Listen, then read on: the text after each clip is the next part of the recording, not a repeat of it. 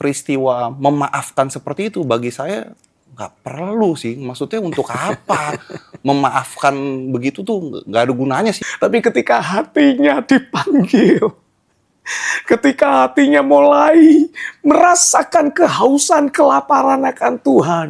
Ngapain kita percaya Tuhan ibaratnya begitu, Pastor. Kalau misalkan ternyata ayat firman-Nya aja nggak seturut dengan kejadian sebenarnya.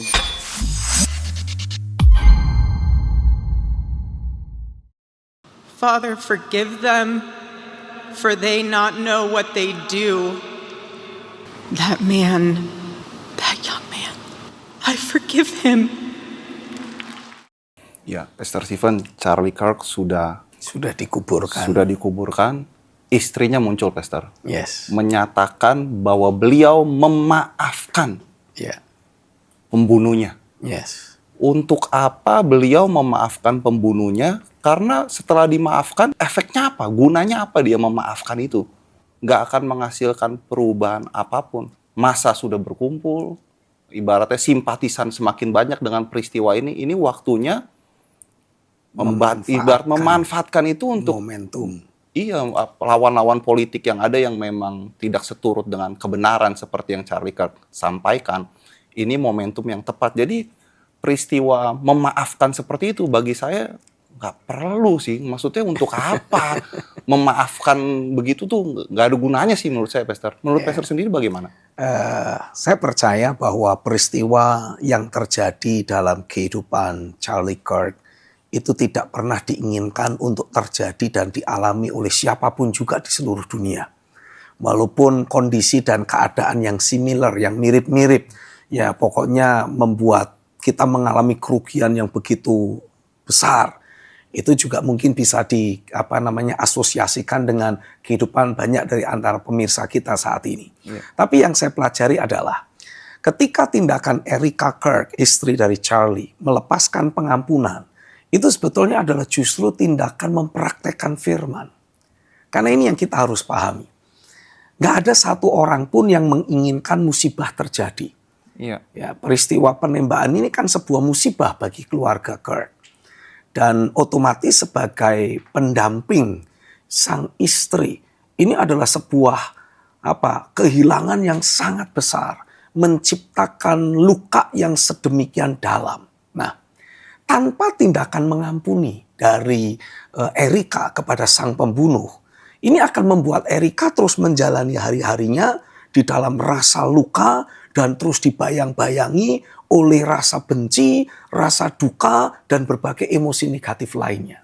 Jadi ketika Tuhan memberi perintah, ampunilah orang yang bersalah kepadamu. Doakanlah orang yang sudah menganiaya kamu. Bahkan dituliskan di Alkitab, berkatilah orang yang menganiaya kamu.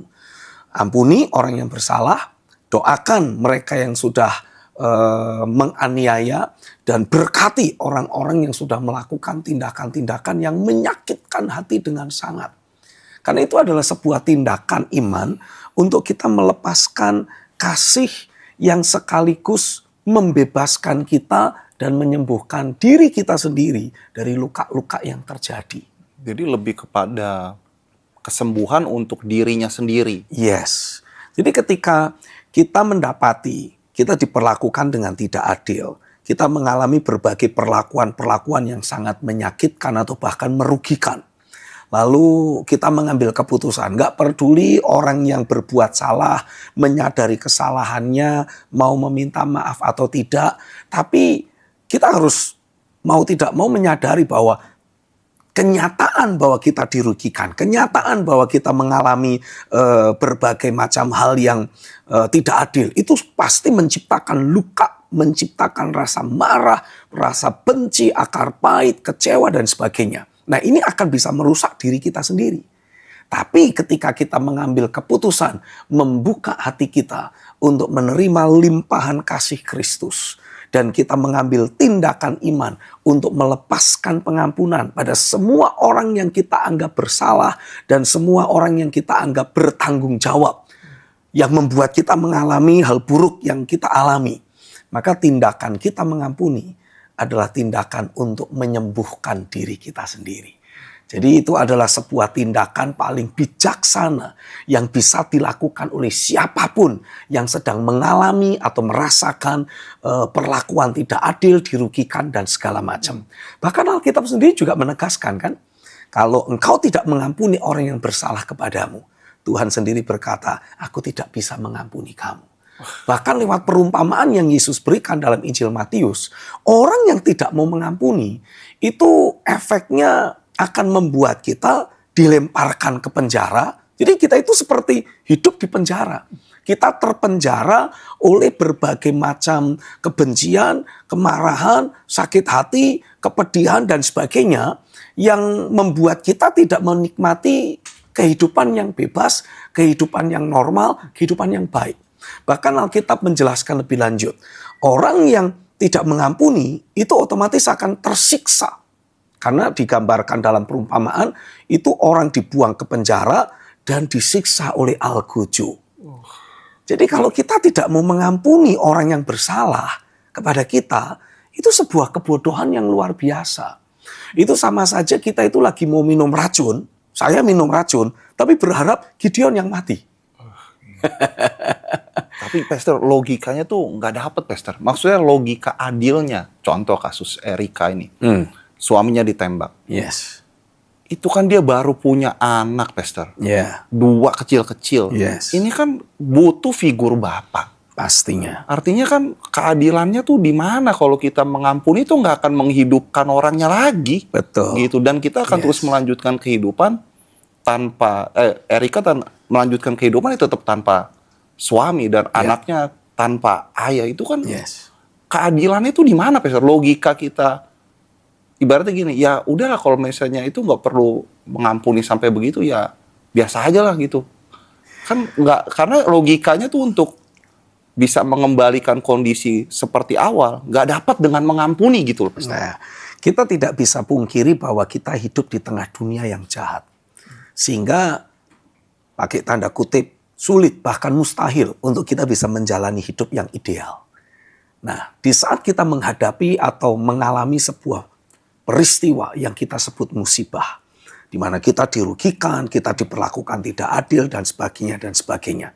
Tidak ada satu orang pun yang ingin mengalami musibah. Tapi ya itulah namanya kehidupan di tengah dunia yang jahat.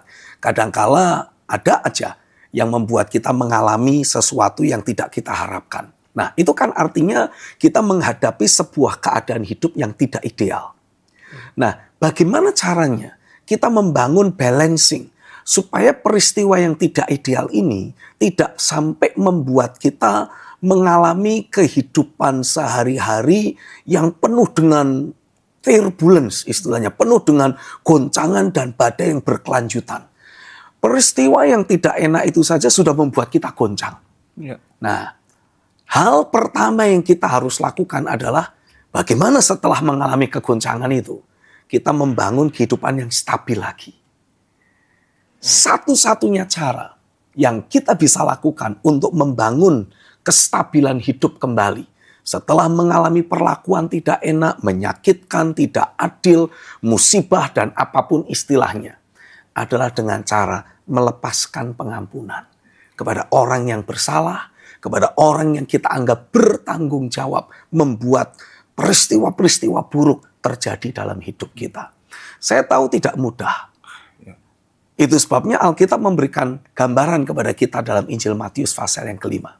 Kalau kamu bisa mengampuni orang yang berbuat baik kepada kamu, atau kamu bisa membangun sebuah keterhubungan yang baik pada orang yang baik saja, Tuhan bilang semua orang juga bisa. Jadi kalau kemudian kita merasa saya marah, saya kecewa, saya sakit hati karena saya diperlakukan tidak adil, Tuhan bilang wajar, semua orang juga akan melakukan hal yang sama. Tapi apa yang membuat kita menjadi berbeda? Apa yang membuat banyak orang akan memanggil kita sebagai anak-anak Allah? Karena kita mengadopsi nature yang sama seperti yang dimiliki oleh Bapak kita. Apa nature yang dimiliki oleh Bapak kita? Alkitab menuliskan, kalau kita mau meminta ampun akibat dosa dan kesalahan kita, mengaku kesalahan kita, Alkitab bilang Allah itu setia dan adil. Dia akan mengampuni segala dosa-dosa kita. Nah, itu kan Kalau orangnya mau bertobat, mau minta ampun, tunggu dulu. Itu baru sekelumit dari sifat Bapa. Sifat Bapa yang berikutnya adalah dia itu sudah merelakan, menyerahkan anaknya yang tunggal yang dia kasihi untuk mati di atas kayu salib. Untuk penebusan dosa kita, bahkan sebelum kita bertobat. Sebelum kita menyadari dosa-dosa kita dan membuat pengakuan, dia sudah melepaskan pengampunan itu. Nah, jadi supaya kita disebut sebagai anak dari Bapa itu, maka kita harus mengadopsi. Makanya ketika kita mengadopsi nature dari Bapa di sorga, membuka hati untuk menerima limpahan kasih Kristus yang sudah rela mati di atas kayu salib demi penebusan dosa kita yang saat itu kita sendiri masih hidup dalam dosa. Maka ketika kita belajar melepaskan pengampunan, kita tidak lagi hidup seperti manusia kebanyakan. Kita mulai hidup sebagai anak-anak Allah yang maha tinggi. Dan itulah yang membuat kita dilihat oleh banyak orang sebagai manusia yang berbeda. Dan karenanya saya berdoa, seberapa banyak saudara yang sedang menyaksikan program tayangan ini sekarang. Dan engkau baru saja mengalami, atau engkau selama sekian waktu lamanya, engkau memendam rasa marah, kecewa, pahit hati terhadap siapapun, dalam kasus apapun. Saya berdoa di dalam nama Yesus, biarlah portal sorga terbuka atas hidupmu, kasih Kristus dicurahkan dalam hidupmu, karena tanpa adanya kasih Kristus memang mustahil, sulit untuk kita melepaskan pengampunan. Itu sebabnya menyimpan sakit hati itu adalah manusiawi, tapi mengampuni itu adalah ilahi. Dan saya berdoa biarlah kasih Kristus yang ilahi dicurahkan dalam hidupmu, memenuhi hatimu, sehingga terlepas dari apapun peristiwa negatif yang terus mengganggu hidupmu selama ini, di dalam nama Yesus saat ini kasih Kristus memutus semua konflik batin, sakit hati, ganjalan, kepahitan, kekecewaan, dan apapun emosi negatif yang selama ini terus bergejolak dalam hidupmu. Dan mulai sekarang, mulai detik ini, keluar kata-kata pengampunan dari mulutmu. Dan saya berdoa di dalam nama Yesus, biarlah anugerah Tuhan dicurahkan dalam hidupmu. Saya mau engkau belajar ikuti saya berdoa. Katakan, Tuhan Yesus, saat ini aku belajar menerima kasih ilahi-Mu. Dan aku ambil sikap untuk melepaskan pengampunan pada orang-orang yang selama ini aku anggap bertanggung jawab atas semua hal buruk yang terjadi dalam hidupku. Saudara boleh sebut nama orang-orang tersebut. Dan saat ini saya berdoa di dalam nama Yesus. Biarlah kasih Kristus dicurahkan dalam hidupmu. Dan kuasa kasih-Nya membawa engkau memiliki aliran pengampunan yang mengalir keluar dari hidupmu. Dan ikuti saya dalam doa lebih lanjut. Katakan, aku melepaskan pengampunan atasmu. Karena kasih Kristus sudah mengampuni aku. Dan saat ini di dalam nama Yesus, terimalah kelepasan dalam batinmu, terimalah kesembuhan dalam hidupmu, terimalah pemulihan yang seutuhnya, yang berasal dari sorga, masuk dalam hidupmu, mempengaruhi dan mengubahkan batinmu, mempengaruhi dan mengubahkan perjalanan hidupmu yang selanjutnya. Terjadilah di dalam nama Yesus. Amin. Haleluya. Ya, baik Pastor. Oke lah, kita menerima sikapnya Erika Kirk, Pastor. Itu keputusan beliau dan itu salut lah bisa mengampuni dalam kondisi seperti itu. Tapi Pastor, saya tuh berpikir begini Pastor. Rancangan Tuhan kan rancangan damai sejahtera. Yes. Ayatnya ada Pastor. Ya. Yeah. Bukan rancangan kecelakaan. Yes. Hari depan yang penuh harapan. Iya. Yeah. Nah, dari ayat ini saja Pastor, dengan peristiwa yang dialami, wah itu berbenturan Pastor. Ini kecelakaan. Iya. Yeah. Dan tidak mendatangkan damai sejahtera. Yeah. Nah, saya tuh masih terus kurang terima begitu, Pastor. Maksudnya gimana sih Tuhan ngomong rancangannya damai, tapi peristiwa yang nggak damai. Bukan kecelakaan, tapi peristiwanya kecelakaan. Yeah. Apa yang bisa ada pemahaman lain dari ayat itu? Padahal ayatnya kan udah jelas, nggak perlu ada tafsiran apapun. Yeah. Tapi buktinya itu apa? Kok masih banyak peristiwa buruk? Saya yakin ini akan membuat orang berpikir, Pastor. Ya kalau ngapain kita percaya Tuhan, ibaratnya begitu, Pastor. Kalau misalkan ternyata ayat firman-Nya aja nggak seturut dengan kejadian sebenarnya begitu, Pastor. Nah, itu bagaimana, Pastor? Ya, satu hal yang kita harus bangun sebagai dasar keyakinan dalam hidup kita. Bahwa hidup kita ini bukan milik kita lagi. Hidup kita ini adalah milik Tuhan. Jadi kita hanya bisa berkata, pakailah aku menurut yang kau mau. Saya mendapati dari sejak gereja mula-mula, yang namanya Injil itu selalu membutuhkan pakai tanda petik pupuk darah orang percaya. Itu sadis, Pastor, namanya Tuhan kita, Pastor. Kalau itu yang menjadi persepsi dan menjadi pemikiran kita, itu seringkali membuat kita justru terjebak dalam dilema teologi tentang kebaikan Tuhan. Kenapa? Karena kita tidak harus sadari bahwa yang namanya pembawa kebenaran di tengah dunia yang jahat memang akan selalu menghadapi ada banyak oposisi dan bahkan akan menghadapi ada banyak bahaya yang mengancam jiwanya. Itu sebabnya kita harus belajar untuk menyerahkan hidup kita ke dalam tangan kasih setia Tuhan. Dan ketika kita belajar serahkan hidup kita dalam tangan kasih setia Tuhan, percayalah, kalau kita hidup, kita akan terus hidup untuk mengeluarkan buah. Tapi kalaupun kita mati, kematian kita pun akan membawa perluasan buat kerajaan sorga. Itu sebabnya dalam zaman gereja mula-mula, orang-orang percaya itu sangat merasa terhormat karena mereka bisa ikut menderita bersama dengan Kristus. Dan mereka bahkan mati oleh karena iman percaya mereka. Mereka disebut sebagai mati martir. Nah, orang-orang yang mengalami kematian sebagai martir itu membawa penyebaran berita Injil terjadi semakin masif. Nah, kita mendapati bagi keluarga Kirk, mungkin kematian Charlie Kirk ini adalah sebuah musibah. Tapi karena selama sekian waktu lamanya, dia terus membuat pernyataan-pernyataan iman bahwa aku itu hidup buat Tuhan. Dan dia betul-betul mempraktekkan prinsip-prinsip firman dalam hidupnya. Ya, terlepas dari persepsi dan asumsi orang dengan berbagai kontroversi yang tercipta karena pendapat-pendapat dia atau opini-opini dia tentang beberapa kasus di Amerika. Tapi saya mendapati ketika peristiwa penembakan Charlie Kirk terjadi dan beritanya mulai merebak dengan sedemikian cepat lewat media sosial, ada begitu banyak efek positif yang mulai bermunculan sebagai akibatnya. Misalkan, di Amerika sendiri, yang namanya doa, baca Alkitab, atau melakukan aktivitas kerohanian, itu dianggapnya sebagai ranah privat. Dan orang-orang Amerika hampir bisa dikatakan tidak pernah mau mengekspos ranah privat mereka. Tapi lewat peristiwa kematian yang dialami oleh Charlie Kirk, ada begitu banyak orang-orang Amerika yang sudah mulai berpaling dari Tuhan, sudah mulai suam hidupnya, tidak pernah baca Alkitab, tidak pernah doa lagi. Tiba-tiba mulai menulis di media sosial mereka. Dan itu di broadcast, itu disebarluaskan di media sosial. Sesuatu yang kalau menurut saya rada mustahil dilakukan oleh mayoritas Amerika yang sangat liberal gitu. Mereka justru mengatakan, aku mulai doa lagi.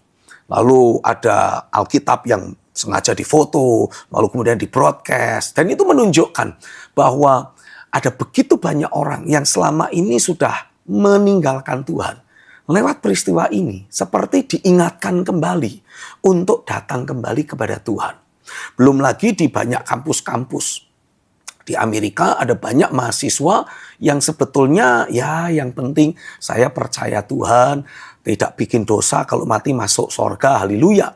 Tapi lewat peristiwa penembakan Charlie Kirk, ini orang-orang yang selama ini hanya diam-diam saja, mulai menyuarakan di publik iman mereka, mulai menyuarakan di publik apa yang menjadi dasar keyakinan mereka. Dan itu otomatis menciptakan sebuah riak-riak bahkan gelombang kebangunan rohani. Orang-orang yang selama ini kehidupan rohaninya sudah suam, sudah padam, itu seperti dihidupkan kembali.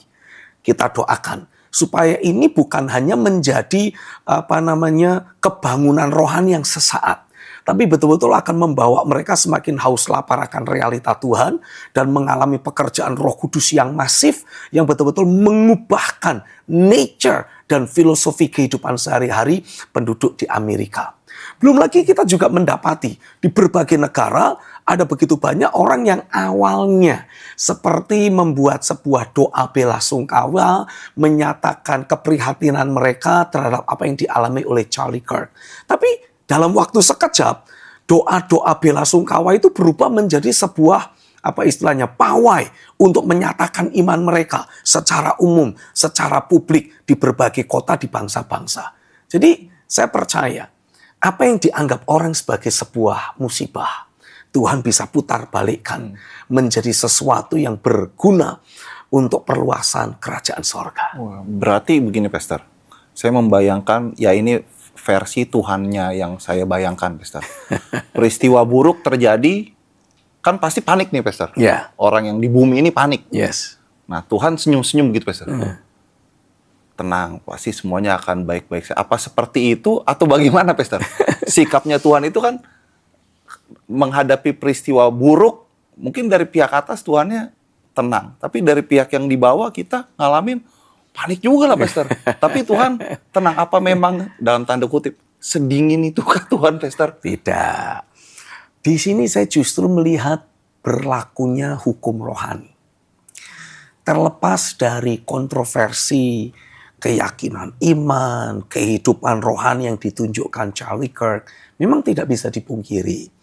Orang ini memiliki sebuah pendapat, keyakinan, pandangan politik yang kadangkala memang terasa agak berbenturan dengan prinsip firman. Seperti misalkan salah satu contoh, dia termasuk salah satu orang yang mendukung penggunaan senjata secara umum, senjata api. Dari netizen itu ada yang juga menyampaikan itu, Pastor. Ya. Bahwa ya ibaratnya, Pastor Stephen mengatakan bahwa ini orang benar. Tapi ada juga yang mengatakan bahwa yang nggak benar-benar amat gitu loh, Pastor. Ada yang bilang begitu juga, kita Pastor. mau tidak mau harus membuat pengakuan bahwa belum ada semua. Tidak ada satu orang pun yang sudah sempurna. Tapi terlepas dari ketidaksempurnaan yang dimiliki oleh seorang Charlie Kirk, dia menunjukkan keteguhan iman. Nah ini juga nggak bisa ditutupi dong. Jangan kita menyorot satu poin yang mungkin kita bilang sebagai kekurangan, tapi kita melupakan 10 poin positif yang dia miliki. Itu juga nggak seimbang, itu konyol namanya. Berarti kesempurnaan itu, ya saya juga berpikir sih, Pastor, Tuhan Yesus juga nggak sempurna di mata ahli Taurat, ya kan? Yes. Ada aja gitu ya, kalau betul gitu juga ya, Pastor. Ibaratnya orang yang sempurna pun ketemu bisa bisa jadi nggak sempurna juga. Oke, iya. Nah, kembali ke pandangan dia. Dia mengizinkan penggunaan senjata api. Ya, tapi pada ujung-ujungnya dia sendiri meninggal oleh karena tembakan peluru dari orang yang menganggap dia ini menyebarkan kebencian.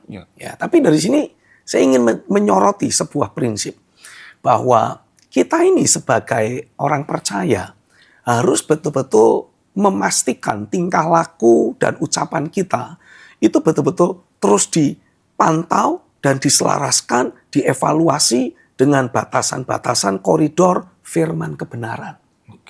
Jangan sampai kita seperti ayat firman yang mengatakan siapa yang pakai pedang akan binasa oleh pedang. Siapa yang mengizinkan penggunaan senjata api ya akan meninggal oleh karena senjata api itu sendiri. Tapi terlepas dari itu, saya mendapati begini, ya kita bisa bilang bahwa apa yang dialami Charlie Kirk ini adalah betul-betul musibah, sebuah kecelakaan rohani, karena apa yang dia perkatakan, ya akhirnya itu karena sebuah taburan juga menjadi sebuah tuaian. Nah, tapi terlepas dari itu, saya melihat bagaimana iblis memang merancangkan hal buruk dalam hidupnya. Tapi terlepas dari apapun yang menjadi rancangan iblis yang sengaja ingin menghancurkan Charlie lewat apa yang dia ucapkan sendiri, Tuhan justru putar balikan untuk mendatangkan pelebaran kerajaan sorga, pengaruh kerajaan sorga secara nyata di atas muka bumi ini. Kita melihat di mana-mana orang jadi mulai mendeklarasikan imannya secara terbuka. Sesuatu yang menurut saya, itu bukan kulturnya Amerika banget gitu. Tapi itu seperti tiba-tiba berbalik 180 derajat. Ketika peringatan kematian Charlie Kirk diadakan di sebuah stadion, itu orang sampai ratusan ribu rela antri berjam-jam untuk bisa ikut serta di dalam sana. Dan bagi banyak orang di Amerika, ini adalah sesuatu yang kalau bisa dikatakan fenomena unik. Ini fenomena yang sangat unik sekali. Karena orang rata-rata itu nggak ada yang mau mendemonstrasikan atau menunjukkan imannya secara terang-terangan dan ekstrim seperti itu. Tapi ini Tuhan munculkan. Jadi ini ibaratnya Pastor, di endingnya itu kayak demonstrasi yang keluar justru demonstrasi kasih dan pengampunan Kristus. Memang ya terlepas saya nggak setuju Pastor, tapi memang itu indah banget sih. Berasa gitu Pastor. Kayak luar biasa gitu. Saya jadi keinget ada film kungfu juga gitu Pastor. Wow, udah belajar, udah balas dendam, belajar semua ilmu untuk balas dendam. Ilmu terakhir yang harus dipelajari, tingkatan terakhir, ilmunya adalah mengampuni. Alamak. Jadi dia datang ke penjahat terakhir untuk memberikan pengampunan. Haleluya. Sia-sia semua apa yang dia pelajaran Pastor. Untuk apa dia haid berpuluh-puluh tahun terakhir. Ada gunanya juga ya Pastor. Untuk sehat. Tapi indah ya Pastor. Indah. Maksudnya mengampuni. Bayangkan indah, seandainya semua manusia di atas muka bumi ini, khususnya para pemimpin, ketika para pemimpin belajar mengadopsi nilai-nilai kebenaran yang Yesus ajarkan, dunia ini pasti akan menjadi tempat yang sangat layak untuk ditinggali dan sangat nyaman untuk dinikmati. Karena yang membuat dunia ini rusak apa? Orang yang egois. Kebencian Yang membawa luka. Dan ketika dia dari sejak kecil mungkin terus diperlakukan tidak adil. Ketika dia menjadi dewasa, punya kekuasaan, merasa sekarang saya punya kuasa. Dan dia menumpahkan unek-unek kebencian, niat balas dendamnya dengan difasilitasi oleh kekuasaan yang ada. Kan itu sangat berbahaya, merusak banyak orang. Tapi bayangkan kalau orang dikasih kekuasaan dan dia pakai kekuasaannya untuk melepaskan pengampunan, melepaskan kasih, melepaskan kebaikan. Bukankah itu gerbang sorga yang terbuka lebar? Sehingga semua yang terbaik yang Tuhan sediakan, yang berasal dari sorga, akan bisa dinikmati oleh semua orang yang ada dalam pengaruhnya. Haleluya. Pastor, saya jadi teringat Mahatma Gandhi, Pastor. Di India. Gimana beliau menyingkirkan penjajah Inggris tanpa kekerasan, tapi justru dengan kasih. Tahukah kamu bahwa Gandhi sebetulnya itu sudah hampir selangkah lagi jadi orang Kristen. Selangkah lagi ya, Pastor? Tinggal selangkah lagi. Alasannya karena dia pernah membaca Alkitab. Dan ketika dia membaca Alkitab, dia diyakinkan bahwa inilah filosofi politik yang harus dia terapkan, filosofi kasih. Jadi ketika dia mencoba untuk membuat serangkaian demonstrasi dan sebagainya, itu filosofinya adalah kasih. Tidak kekerasan, tidak memaksa, tapi pengorbanan. Nah, sayang ketika dia mau ke gereja, di saat itu kondisi gereja itu masih sangat rasialis. Tidak membawa nilai-nilai kerajaan sorga. Jadi kemudian Gandhi yang notabene-nya orang India, sementara dia pergi ke gereja bule, dia tidak disambut, dia tidak diterima, justru diperlakukan sebagai warga negara kelas 2. Sehingga akhirnya dia membuat keputusan begini, kalau seperti itu kondisi kekristenan, saya tidak mau jadi orang Kristen, tapi saya mengikuti filosofinya Yesus. Ya lebih benar yang begitu kayaknya, Pastor. Aduh, ini sebuah pukulan hebat untuk gereja Tuhan. Bayangkan seandainya waktu itu gereja betul-betul menerapkan prinsip kebenaran. Tidak pandang bulu, tidak pilih kasih. Jangan gara-gara, wah ini orang kaya, layak untuk disambut. Wah ini orang miskin, udahlah kamu duduk di bawah saja. Siapa yang menyangka si orang miskin, orang India, warga negara kelas 2 ini nantinya akan menjadi pemimpin besar di negaranya. Seandainya waktu itu para asyir yang ada di gereja membawa nilai-nilai kerajaan sorga. Dia sambut orang ini bukan karena warna kulitnya, tapi karena hatinya yang haus lapar dan ingin mengenal Tuhan. Aduh Tuhan Yesus, aku berdoa untuk seberapa banyak gereja dan para pelayan Tuhan yang ada. Biarlah Engkau betul-betul melayani dengan kasih ilahi. Tidak ada lagi prejudis, tidak ada lagi membanding-bandingkan status sosial orang, tidak ada lagi membanding-bandingkan penampilan dan perawakan seseorang. Tapi Engkau belajar untuk mengenali orang-orang yang haus lapar akan Tuhan. Tidak peduli sesederhana, semiskin, seburuk, serusak apapun hidup orang itu. Tapi ketika hatinya dipanggil, ketika hatinya mulai merasakan kehausan, kelaparan akan Tuhan, aku berdoa seberapa banyak hamba Tuhan yang melayani, entah itu yang ada di pelayanan mimbar, entah itu yang ada di bawah mimbar, entah itu yang di balik layar. Engkau akan menangkap kehausan, kelaparan orang-orang yang ada, dan engkau akan melayani dengan kasih Kristus. Engkau akan membawa, membimbing, mempertemukan orang-orang itu dengan realita Tuhan yang hidup dalam dirimu. Dan hari ini aku berdoa, biarlah kasih Kristus dicurahkan dalam hidupmu, sehingga membuat mata hatimu terbuka. Engkau tidak lagi memandang seseorang atau memandang orang dengan konsep berpikir filosofi dunia ini, tapi engkau melihat orang sebagai jiwa-jiwa yang sedang dicari oleh Tuhan, yang dirindukan oleh Tuhan untuk bisa kembali kepada Dia. Dan engkau dengan kasih membimbing semua mereka yang selama ini ada dalam kegelapan untuk berpindah masuk kepada terangnya yang ajaib. Terjadilah lewat hidupmu, termeterai dalam dirimu, di dalam nama Yesus. Haleluya. Berarti saya teringat, Pastor, soal ayat iman, pengharapan, dan kasih. Yes. Kasih itu yang terutama ya, Pastor. Yes. Ini demonstrasi kasih ini yang memang sangat dibutuhkan. Apa ini kunci pemulihan segala sesuatu itu, Pastor? Yes, saya percaya itulah yang menjadi kunci pemulihan segala sesuatu. Sama seperti Yesus sendiri. Dia rela turun ke dalam dunia ini. Menjadi sama seperti kita. Dan terus berjalan dalam ketaatan pada rancangan Bapa. Bahkan sampai mati di atas kayu salib adalah karena kasih.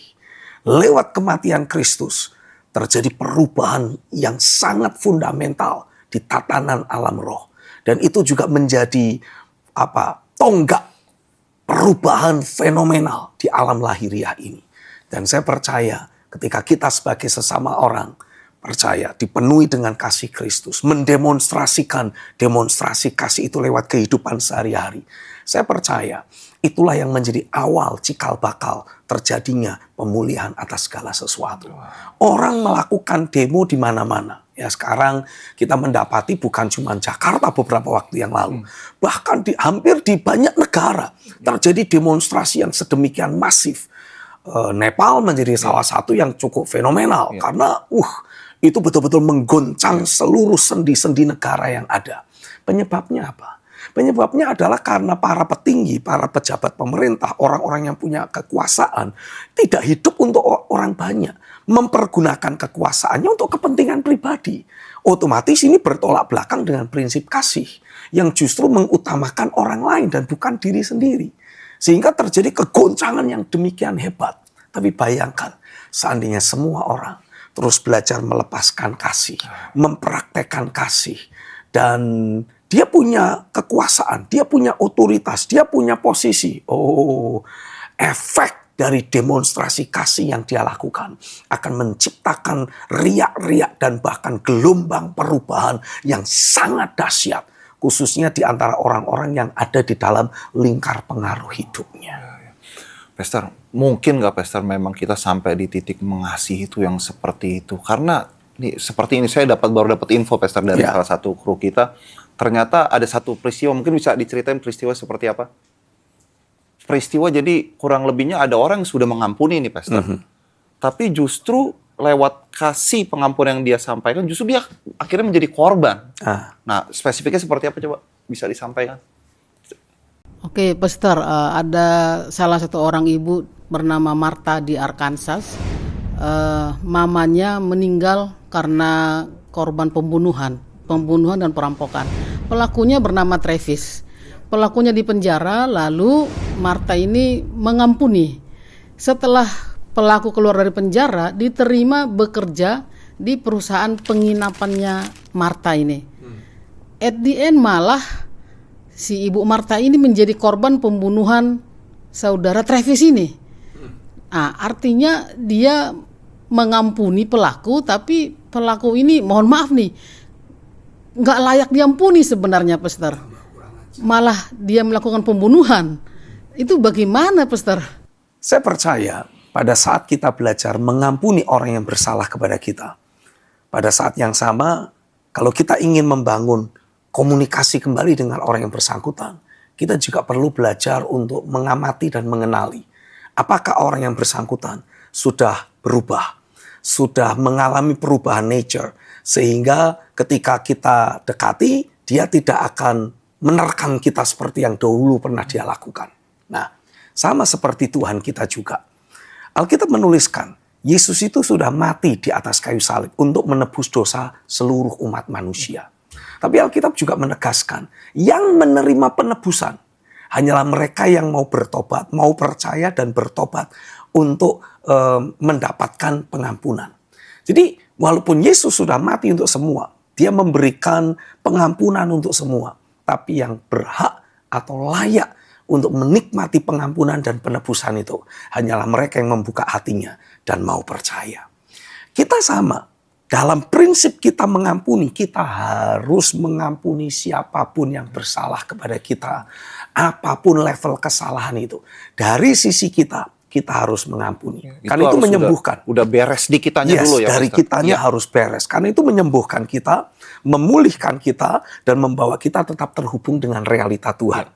Tapi kan memang dalam kehidupan sehari-hari saat kita kembali berinteraksi dengan banyak orang, suka tidak suka, cepat atau lambat kita akan kembali berinteraksi dengan orang yang sudah kita ampuni tadi.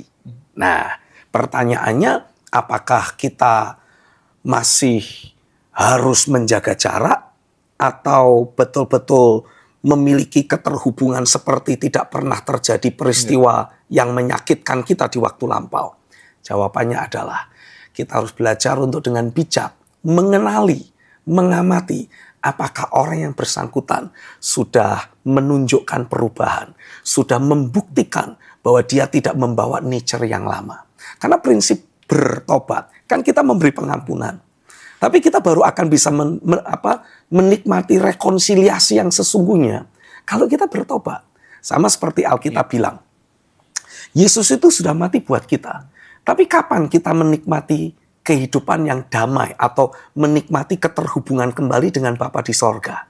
Saat kita percaya dan kita bertobat.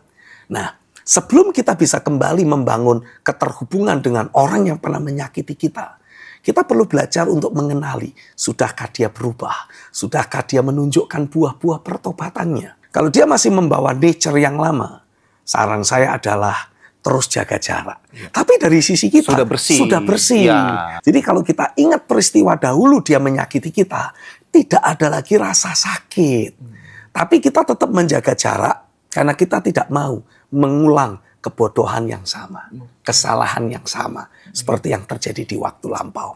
Tapi kalau dia sudah menunjukkan pertobatan dan perubahan, Alkitab menuliskan, ketika kita bertobat, kita mau percaya kepada Tuhan dan menjalani sebuah jalan pertobatan, Bapa di sorga itu tidak pernah menganggap kita pernah bikin salah. Itu